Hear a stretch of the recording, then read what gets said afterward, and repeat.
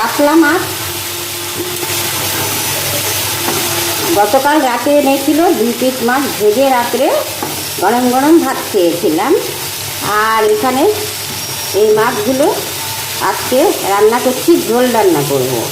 তো মাছগুলো ভালো করে ধুয়ে নুন হলুদ মাখিয়ে রেখেছিলাম 10 মিনিট, তারপরে ভাজা করে নিচ্ছি। এখন রান্না করব এই আলু আর পটল দিয়ে ঝোল রান্না করব। গরমের দিনে পাতলা পাতলা ঝোল রান্না করব। দেব টমেটোটা দেব। টমেটো ছাড়া মাছ খেতে আমার ভালোই লাগে না। লঙ্কা, এই জিরার গুঁড়ো, হলুদের গুঁড়ো, লবণ এতটা লাগবে না, লবণ আর কাশ্মীরি লঙ্কার গুঁড়ো,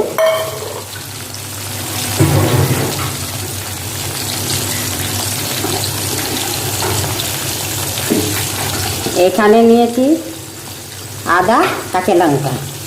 ব্যাস, এই দিয়ে মাছটা রান্না করে নেব আমি।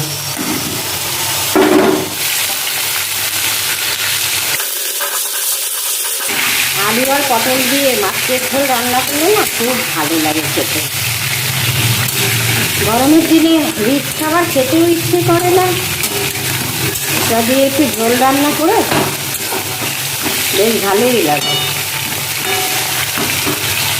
একটু লবণ দিয়ে দেবো এখন একটু।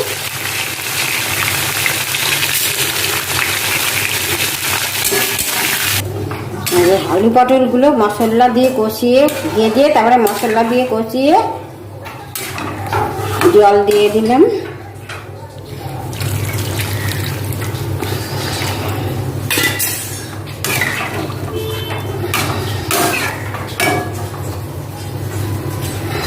একটু ফুটে উঠুক, একটু সেদ্ধ হবে আলু পটলগুলো, তারপরে মাছগুলো দিয়ে দেবো, ভাজা মাছগুলো দিয়ে দেবো। তো জল দিয়ে দিলাম, তারপরে আমি ঝোল ফুটে ওঠার পর মাছগুলো দিয়ে দিয়েছি।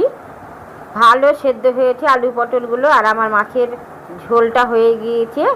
গরমে আলু পটল দিয়ে পাতলা পাতলা মাছের ঝোল, কাতলা মাছের ঝোল খেতে দারুণ লাগে। গরমে না রিচ খাবার একদম ভালো লাগে না। তো মাছের ঝোলটা কিন্তু হেভি টেস্টি হয়েছে।